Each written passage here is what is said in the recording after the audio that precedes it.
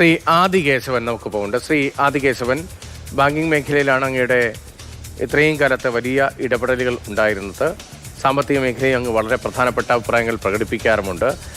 ഇപ്പോൾ കേന്ദ്ര ബജറ്റ് എന്നത് മൊത്തത്തിൽ നമ്മൾ നോക്കുന്നൊരു ബജറ്റാണ്. പക്ഷേ കേരളവുമായി ബന്ധപ്പെട്ട് ചില കാര്യങ്ങളിലൊരു പ്രഖ്യാപനം ഉണ്ടാകുമെന്ന് അങ്ങും പ്രതീക്ഷിച്ചില്ലേ? അത്തരമൊരു സാഹചര്യം, അനുകൂലമായ ഒരു സാഹചര്യം, ചെറിയ സംസ്ഥാനം അതിനപ്പുറത്തേക്ക് ഒരു സാഹചര്യത്തിലേക്ക് കേരളം എത്തി, അങ്ങനെ ഒരു പ്രഖ്യാപനം ഉണ്ടാകുമെന്ന് അങ്ങ് പ്രതീക്ഷിച്ചിരുന്നോ?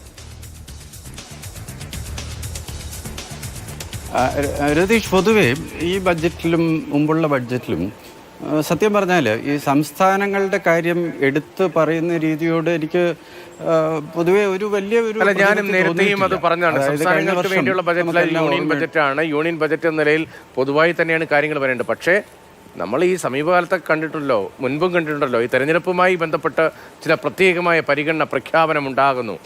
ഇപ്പോൾ നോക്കൂ, തിരുവനന്തപുരത്ത് നഗരസഭയിൽ BJPക്ക് ഭരണം കിട്ടി, ഒരു പ്രത്യേക പാക്കേജ് വരുന്നു, ഒരു പ്രഖ്യാപനം ഉണ്ടാകുന്നു എന്നത് പരസ്യമായി BJP നേതാക്കൾ പ്രഖ്യാപിച്ചതാണ്. എയിംസ് തൃശ്ശൂരിൽ തന്നെ വീണും അത് വരുവും എന്ന കാര്യം കേന്ദ്രമന്ത്രി സുരേഷ് ഗോപി പ്രഖ്യാപിക്കുന്നു. അതല്ല, ഇനിയിപ്പോൾ ഉള്ളത് ആലപ്പുഴയിലാണ് എന്ന് അദ്ദേഹത്തിന് നേരത്തെ നിലപാട് അവിടെ നിൽക്കുന്നുമുണ്ട്. അപ്പോൾ അത്തരം പ്രഖ്യാപനങ്ങൾ വരുന്നു.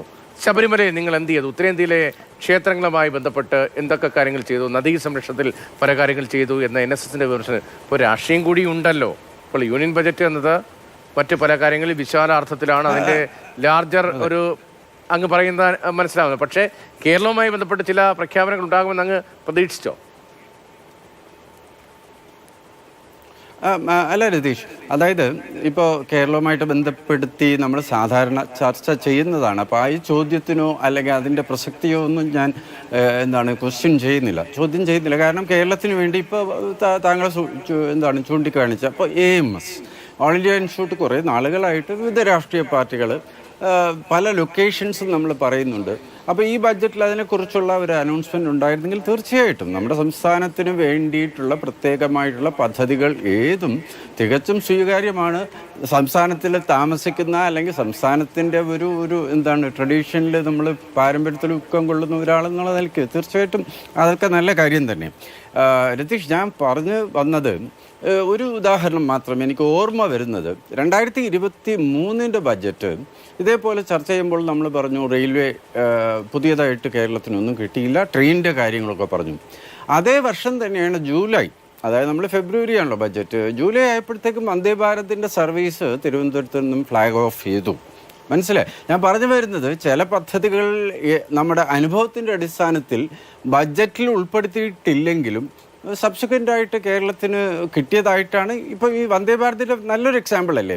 ഇൻഫാക്റ്റ് ആ വന്ദേ ഭാരത് ജൂലൈയിൽ വന്നപ്പം ഞാൻ ആലോചിക്കുകയും ചെയ്തു, ജൂലൈയിൽ ലോഞ്ച് ചെയ്യുന്ന വന്ദേ ഭാരതിനെ കുറിച്ച് ഫെബ്രുവരി അല്ലെങ്കിൽ ജാനുവരി മാസത്തിൽ കേന്ദ്ര ഗവൺമെൻറ് എന്തായാലും ധാരണ ഉണ്ടാവുമല്ലോ. അപ്പോൾ എന്തുകൊണ്ട് അത് ബഡ്ജറ്റിൽ ഉൾപ്പെടുത്തിയിട്ടില്ല എന്നാണ് അന്ന് എനിക്ക് തോന്നിയത്. അത് വിടും രതീഷ്. ഇന്ന് നമുക്ക് വളരെ സന്തോഷകരമായ ഒരു കാര്യം, ഈ എത്ര പേര് ശ്രദ്ധിച്ചു എന്നറിയില്ല, ഫിനാൻസ് കമ്മീഷൻ്റെ റിപ്പോർട്ട് പാർലമെൻറ്റിൽ ഈ ബഡ്ജറ്റിന് മുന്നോടിയായിട്ട് തന്നെ വെച്ചു. 16ാം ധനകാര്യ കമ്മീഷനിൽ ധാരാളം പ്രതീക്ഷയെ അർപ്പിച്ചിരുന്നു നമ്മുടെ ബഡ്ജറ്റും. സംസ്ഥാന ബഡ്ജറ്റ് ശരിക്കും പറഞ്ഞാൽ മൊത്തത്തിൽ 34,000 കോടി 26-27 കാലഘട്ടത്തിൽ ഈ പുതിയ ഫിനാൻസ് കമ്മീഷൻ്റെ റെക്കമെൻഡേഷൻ മുഖാന്തരം കിട്ടും എന്നുള്ള പ്രതീക്ഷ അർപ്പിച്ചിരുന്നു. സന്തോഷകരമായ കാര്യം. നമ്മൾ കേരളത്തിനെ അവഗണിച്ചു എന്നൊക്കെ പറയുന്ന ആ കോണ്ടെക്സ്റ്റിൽ മനസ്സിലാക്കേണ്ട കാര്യം 1.92 ആയിരുന്നല്ലോ, എല്ലാവർക്കും അറിയാം. ആ ഒരു വിഹിതം കൂടി 2.38% ആയിട്ട് ഉയർന്നിരിക്കുന്നു. FCയുടെ റിപ്പോർട്ടിൽ സ്റ്റേറ്റ് വൈസ് അലൊക്കേഷനിൽ എല്ലാവർക്കും ഇനി രേഖ കിട്ടുമായിരിക്കും. അപ്പോൾ 2.38 അടിസ്ഥാനത്തിൽ നാം കണക്കാക്കുകയാണെന്നുണ്ടെങ്കിൽ 26-27 36,500 കോടി കേരളത്തിന് കിട്ടും എന്നാണ് സംസ്ഥാന സർക്കാർ വൃത്തങ്ങൾ സൂചിപ്പിക്കുന്നത്. അപ്പൊ ഇതൊരു വളരെ നല്ല കാര്യമാണ്.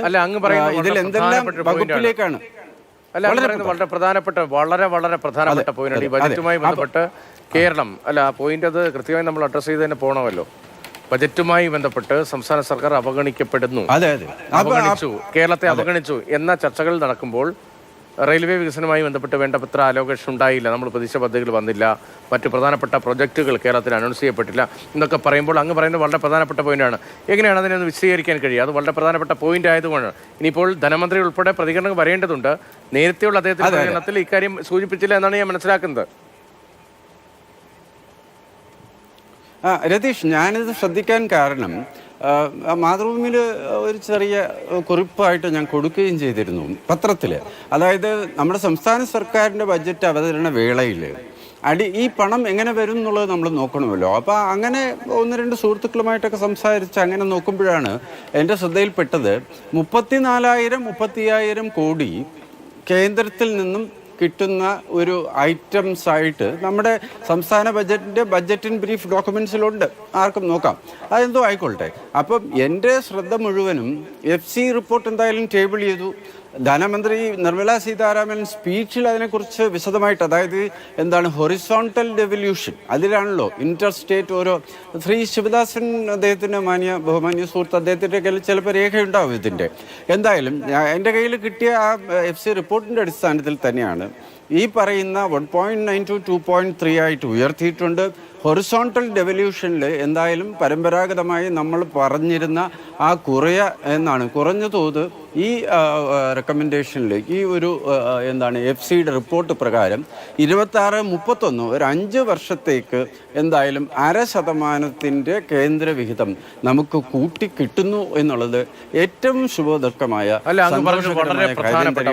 ബാക്കി ബഡ്ജറ്റിനെ കുറിച്ച് 2 സെന്റൻസ് കൂടി അങ്ങ് പറയൂ. രതീഷ്, ഒരു 2 പോയിന്റ് മാത്രം. കാരണം അതായത് മൊത്തത്തിൽ ഈ ബഡ്ജറ്റിനെ കുറിച്ചുള്ള ഒരു അഭിപ്രായം കൂടി ഞാൻ പറയാം. ശരിക്കും പറഞ്ഞാൽ വളരെ എക്സൈറ്റിംഗ് ആയിട്ടുള്ള, നമുക്ക് വളരെയധികം ഒരു നല്ല പദ്ധതി എന്ന് പറയുന്ന രീതിയിലുള്ള അനൗൺസ്മെൻറ്റ്സ് വളരെ കുറച്ചേ ഉണ്ടായിരുന്നുള്ളൂ. വ്യക്തിപരമായിട്ട് എനിക്ക് അങ്ങനെയാണ് തോന്നിയത്. 1-2 നല്ല കാര്യങ്ങൾ. ഇപ്പോൾ MSME ചാമ്പ്യൻസ് എന്ന് പറയുന്നത് നല്ലൊരു ആശയമാണ്.